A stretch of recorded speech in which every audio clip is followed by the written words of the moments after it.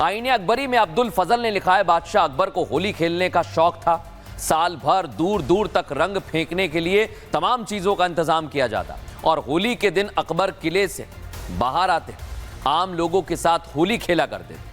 ये तो बात रही अकबर की, लेकिन हमने कहा कि भाई ऐसे और भी शासक होंगे, तो हमने और पन्ने पलटे तो हमें जहांगीर की कहानी मिली। दर्शकों, जहांगीर को भी होली पसंद थी। जहांगीर होली खेलने का जिक्र हमें मिलता है तज़क्के जहांगीर में।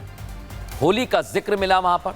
जहांगीर होली पर महफिलों का आयोजन करता था। लाल किले के झरोखे से लोगों को होली खेलते देखता भी था और इन्हीं के दौर में होली को पानी की बौछार नाम भी दिया गया। दर्शक, अब आप सोचिए, और भी ऐसे शासक आए हैं जिसमें से शाहजहां का भी हमें किस्सा मिला।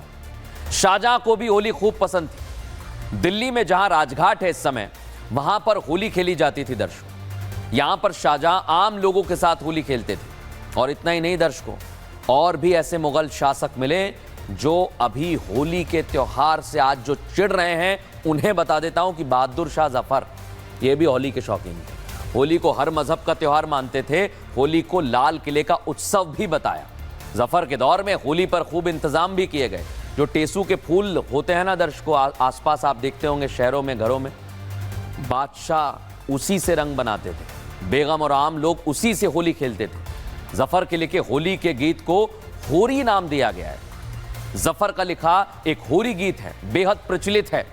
क्यों मुंह पे रंग की मारी पिचकारी, खूब गाया जाता है दर्शकों। लेकिन आप सोचिए दर्शकों कि ऐसे कई हमें किस्से मिले, लेकिन कई लोगों को आज भी तकलीफ होती है। तो आपको अवध का किस्सा भी सुना देता हूं। जिन लोगों को तकलीफ हो रही ना होली के रंग से, वो देख लें। आज होली की तैयारी पर करोड़ों रुपए खर्च करते थे अवध के नवाब। अवध की होली इसे कहा जाता है। और होली के लिए अलग से रंग बनाए जाते थे। लाल टेसू का फबल काफी था और फूलों को उबालकर भरा जाता था हौदों में। हरम में भी पानी के बजाय रंग भरे जाते थे। बादशाह पहले बेगम फिर आम लोगों के साथ होली खेलते थे। लेकिन आप सोचिए दर्शकों, कई लोगों को आज दिक्कत हो रही है, तो इन्हें दिक्कत नहीं होना चाहिए। होली प्यार का त्योहार है। सुनिए जरा मुस्लिम धर्मगुरु क्या कह रहे हैं। इस तरह की धमकी देने वाले लोग ये मानसिक रोगी हैं, जहनी तौर पर बीमार हैं। किसी के त्योहार पर इस तरह धमकी देना, उनको उनके धर्म के अकॉर्डिंग त्योहार न मनाने देना, ये बीमारी हो सकती है। इस तरीके की अगर जो है धमकी दी जा रही है तो पहले जांच करी जाए और जांच में जो पुलिस का जो निर्णय है वो लिया जाए, क्योंकि ये स्वतंत्र मुल्क है हिंदुस्तान। यहाँ हर इंसान को, हर शहरी को अपने अपने मजहब की आज़ादी है। हमें प्रशासन पे भरोसा है कि वो इस बात की जांच करें।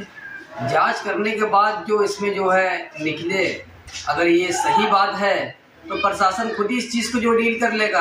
अगर गलत बात है, जिसने गलत बातें फैलाई हैं, प्रशासन उनके खिलाफ कार्रवाई करे। तो बरेली के धमकीबाजों से कहना चाहता हूं, समझ जाइए, योगी सरकार है, फिर कार्रवाई होगी तो दिक्कत हो जाएगी। क्यों कह रहा हूं दर्शकों, खबरों में आगे बढ़ेंगे, क्योंकि आज एक और खबर आपके लिए लेकर आया हूं। महाकुंभ तो खत्म हो गया है दर्शकों, लेकिन जो संगम का पवित्र जल है वो संभल पहुंच गया है। और संभल पहुंचाया जा रहा है, तो क्यों पहुंचाया जा रहा है, पूरी एक्सरे रिपोर्ट आपको दिखाता हूं। महाकुंभ भी लोगों के लिए बड़ी आस्था का विषय था दर्शकों, और ये आस्था बढ़ती जा रही है। अब लोग बड़े उत्साहित थे। जो लोग नहीं जा पाए हैं उन्हें दुख है कि हम नहीं जा पाए हैं। तन मन आस्था को शुद्ध कर रहा था महाकुंभ, और एक अनुभूति थी। अब ये खत्म हो चुका है दर्शकों। प्रयागराज में लगे महाकुंभ में हर सनातनी जाना चाहता था। कई लोग रह गए हैं। इसी इच्छा का नतीजा है 66 करोड़ लोग पहुंचे। कुछ लोग अभी भी रह गए, लेकिन इतना उत्साह था कि आंकड़ा 66 करोड़ पहुंच गया दर्शकों। छुट्टी थी या नहीं थी, वीकेंड पर कितने लोग गए, जाम था। लेकिन आप सोचिए, धर्म को लेकर लोग इतने आशावान थे, इतने आस्थावान थे कि इतने ट्रैफिक में भी वो पहुंचे। और हर सनातनी महाकुंभ के लिए चल दिया, ट्रेन से, फ्लाइट से, कार से, जहां जगह मिली पूरा करने के लिए, क्योंकि उसका निश्चय था कि पूरा करना है और कोई उसे रोक नहीं पाया। और वो संगम में आस्था की डुबकी लगाने पहुंचा। लेकिन फिर भी कई लोग ऐसे हैं जो संगम नहीं जा पाए और मन में उनके दुख है कि भाई डुबकी तो नहीं लगा पाए। अब महाकुंभ खत्म होने के बाद प्रयागराज संगम में डुबकी लगाने कई लोग नहीं पहुंच पाए हैं, तो उनके लिए घर बैठे बिठाए शुद्धिकरण का मौका योगी सरकार दे रही है। योगी सरकार ने इसके लिए दर्शकों एक बड़ा फैसला लिया है। क्या है वो फैसला, आइए जरा दिखा देता हूं। महाकुंभ को लेकर योगी सरकार ने फैसला किया है। लोगों तक संगम का जल पहुंचाने का जिम्मा सरकार ने उठाया। सीएम योगी आदित्यनाथ के निर्देश पर फायर ब्रिगेड विभाग की पहल सामने आई है। जो लोग कुंभ नहीं गए हैं उन तक संगम का जल, त्रिवेणी का जल, गंगा जल पहुंचाया जा रहा है। पहले फेज में 21 जिलों में संगम का जल पहुंचाया जा रहा है दर्शकों, और धार्मिक महत्व रखने वाले जिलों में संगम जल भेजा जा रहा है।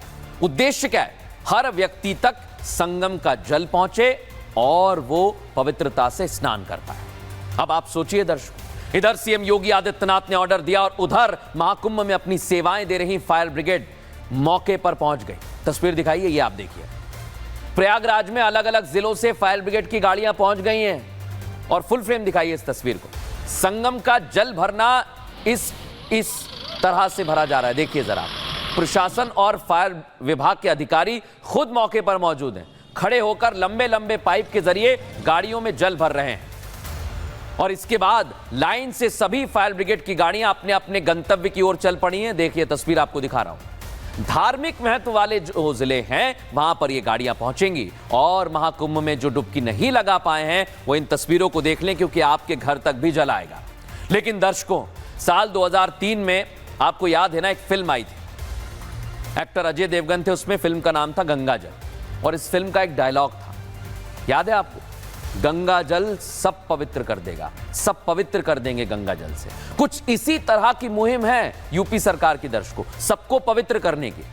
प्रयागराज से संगम का जल लेकर गाड़ियां संभल पहुंच गई हैं। ये संभल तस्वीर देख रहे हैं ना, जहां पर अभी हिंसा हुई थी वहां पर यह संगम का जल पहुंचेगा। दंगाइयों की सर्जरी एक तरफ संभल में चल रही है, कार्तिकेय मंदिर खुल चुका है, सनातन के साक्ष्य रोजाना बाहर निकल रहे हैं। 24 नवंबर को जो दंगा भड़का था उसको लेकर जांच पड़ताल की जा रही है, जो दोषी हैं उन्हें पकड़ने की कोशिश की जा रही है। और दूसरी तरफ क्या हो रहा है? शुद्धिकरण के लिए संगम का जल संभल पहुंच रहा है दर्शकों, ताकि वो संभल जो हिंसा की आग में था वहां सब कुछ मंगल हो, वहां सब कुछ शुभ हो। रिपोर्ट आपको दिखाते हैं।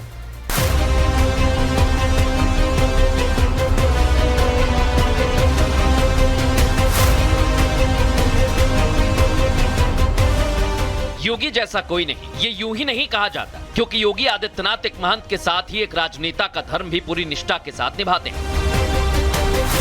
अभी तक एक महंत के तौर पर प्रयागराज में दुनिया का सबसे बड़ा सनातनी पर्व कहा जाने वाला महाकुंभ का सफलतापूर्वक आयोजन कराया, जिसमें 66 करोड़ श्रद्धालुओं ने बिना भेदभाव के स्नान कर पुण्य लाभ कमाए।